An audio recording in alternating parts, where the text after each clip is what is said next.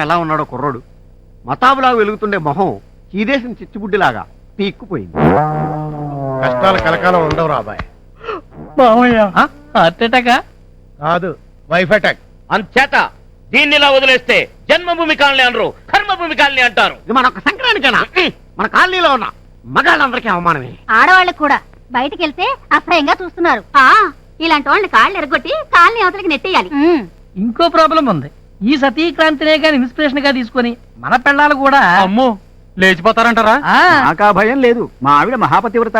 ఏ మా ఆవిడ కదా? ఏమో లేచిపోతే ఒక్కరోజే వర్రి, ఎదురింట్లోకి జంప్ చేసినప్పుడే life long tension. Just like ఈ కుర్రాళ్ళ. కరెక్ట్. గురుగారు తీసుకొచ్చేసా. ఎందుకండి పిలిచారు? నువ్వు 24 hours లో కాలనీ ఖాళీ చేయాలి. ఎస్, అయినా నన్ను ఇలా ఆర్డర్ చేసే అధికారం మీకెవరిచ్చారండి? నేనే తీసుకున్నాను. నేను ఈ కాలనీ వెల్ఫేర్ సొసైటీ ప్రెసిడెంట్ ని. నేను సెక్రటరీని. కరెక్ట్. ఆ ముక్క చెప్పవే. Of course.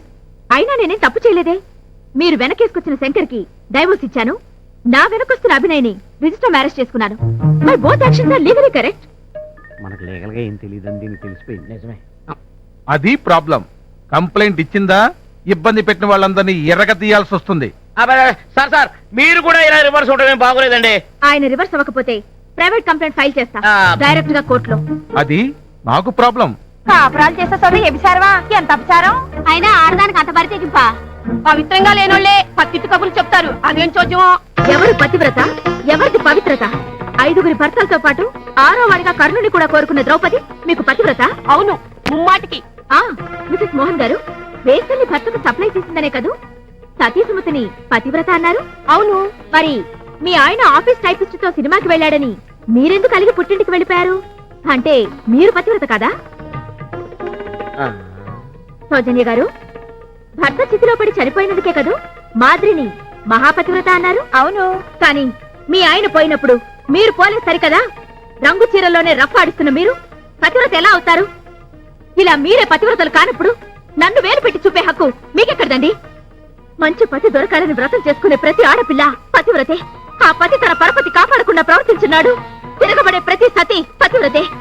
సో ఇప్పుడు నా వైపు సంధించిన మీ వేళ్లు అటుకుని పెట్టండి. అతన్ని ప్రశ్నించండి, నీ పెళ్ళం నీ పక్కన బళ్ళంగా ఎందుకైందని. శబాష్, ఇక నీకు నో ప్రాబ్లం. ఆడదంటే ఆడేది కాదని, మగవాడంటే పగవాడు కాడని అతనికి తెలియ చెప్పాలని శతవిధాలా పోరాడాను. ఓడిపోయాను. ఇప్పుడు గెలవబోతున్నాను. దయచేసి నన్ను అర్థం చేసుకోండి ప్లీజ్. వస్తాను.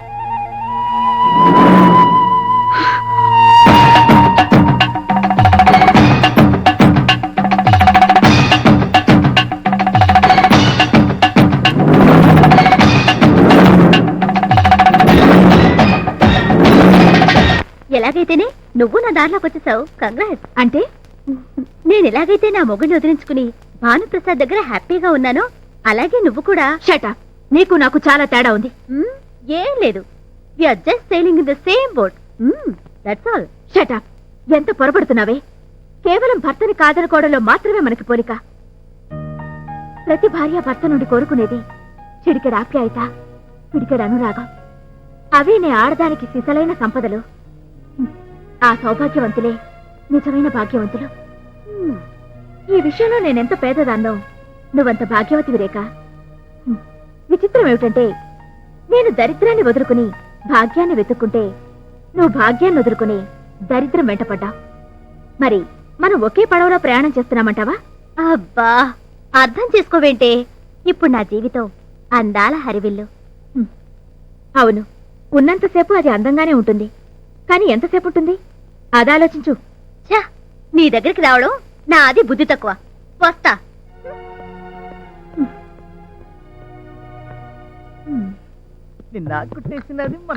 వాళ్ళ ఆయన ఏకపత్ని వ్రతాడు కదా. పెళ్ళం ఒక్కతే, కీపులే ముగ్గురు.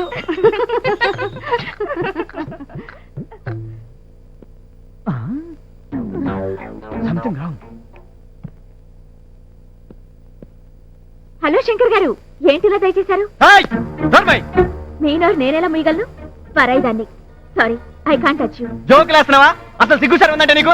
ఆడతాను నువ్వు. మిస్టర్, ఒళ్ళు దగ్గర పెట్టుకుని మాట్లాడు. నీ ఇష్టం వచ్చినట్టు మాట్లాడితే మా ఆయన చేతిలో తన్నులు తింటాం. ఆ గొట్టంగాడు మీ ఆయన వాడిని అంత అంతాడు. ఎంత పొగరే నీకు. లాభం లేదే. నాకు మనశ్శాంతి లేకుండా చేసి నిన్ను ఇక్కడి నుంచి తన్ని తరిమేసేదాకా నాకు నిద్ర పట్టదే. లీగల్ గా విడిపోయాక నేనెక్కడ ఎలా బతికినా అది నీకు అనవసరం. నువ్వు నన్నేం చేయలేవు. ఎంత పగరే నీకు, నిన్నేం చేస్తాను చూడవే.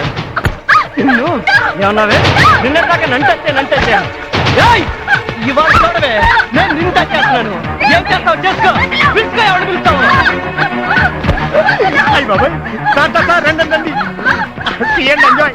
ఏంటో ఇప్పుడు చూడవే ఏం జరుగుతావు. నేనంటే అంత తిరగనంటే నీకు. Shankar, get up. ఏంట్రా నువ్వు చేసే పని? అసలు ఏం జరిగిందంటే Shut up, Normoy. సార్, అది కాదు సార్, No more argument. నేను చెప్పేది పద. అది కాదు సార్, నా మాట వినండి. స్టేషన్ పదరా, సార్, పద. తప్పండి. నా మాట వినండి. నేను చెప్పేది వినండి సార్. అసలు నన్ను అరే, కులానందం నిన్ను. పద. సార్, నేను చెప్పేది వినండి సార్. మాట్లాడుకో. నన్ను ఎందుకు సార్ నేర్పుతున్నారు? నా Shut up. మాట వినండి సార్, ప్లీజ్ సార్. అసలేంటి క్రాంతి ప్రాబ్లం? పరాయి స్త్రీనైనా నా మీద ఈ పెద్ద మనిషి చెయ్యేశాడు సార్.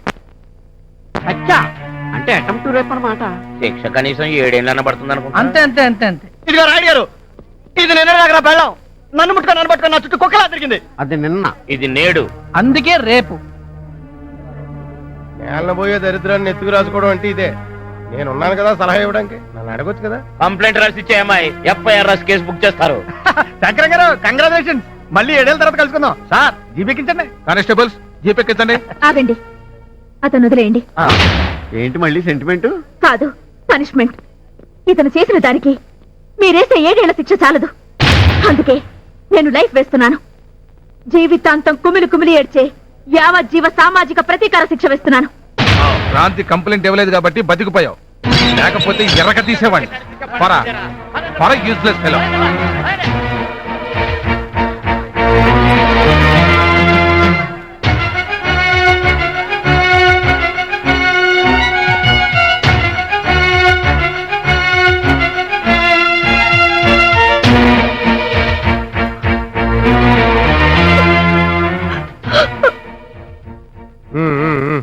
గ్రీకు వీరుడు ఓడబొడిసి వచ్చాడు. పదండి. అసలే తలెత్తుకు తిరగలేక చేస్తుంటే మళ్ళీ ఇదో పరువుతో కూపనా? ఎందుకురా శంకరం ఇలాంటివన్నీ చేస్తావు? అమ్మ చూడదు, వాడు కన్ను కొడుతున్నాడు. నేను చూడండి, జులై సచ్చినాడు. నాకు కూడా కన్ను కొట్టాడంటే చస్తాను. అయ్యో అయ్యో అయ్యో, ఎలాంటి కుటుంబం ఎలా అయిపోయింది? పరువు అంతా గంగలో కలిసిపోయిందిరా. ఉంటే కదా కలిసిపోవడానికి. దీనికి ఏదైనా మార్గం చూడరా తమ్ముడు. నా కాళ్ళు ఆడడం లేదు, అందరూ గొంగళ పురుగును చూసినట్టు చూస్తున్నారా? శంకరం గారు, శంకరం గారు, శంకరం గారు ఎక్కడా? శంకరం గారు ఎక్కడా? అయ్యో బాబోయ్, కంగ్రాచులేషన్స్ అండి బాబు.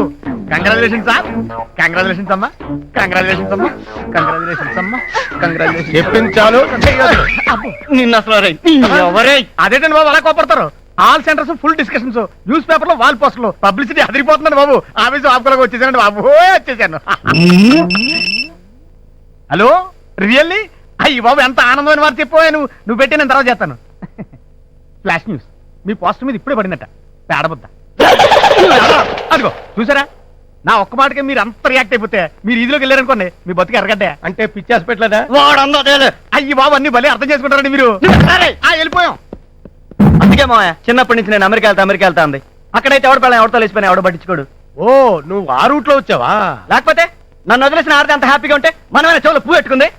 మనకు కూడా ఏదైనా మ్యాచ్ చూడు, డౌరీ గురించి వరీ లేదు. 1 లక్ష అటు ఇటు అయినా పర్లేదు, కానీ ఈ టెన్షన్ నేను తట్టుకోలేను మావయ్య. ప్లీజ్ మావయ్య, నీకు దండం పెడతా మావయ్య. ఆ లూసీ కాకపోయినా పర్వాలేదు మావయ్య. Okay, done.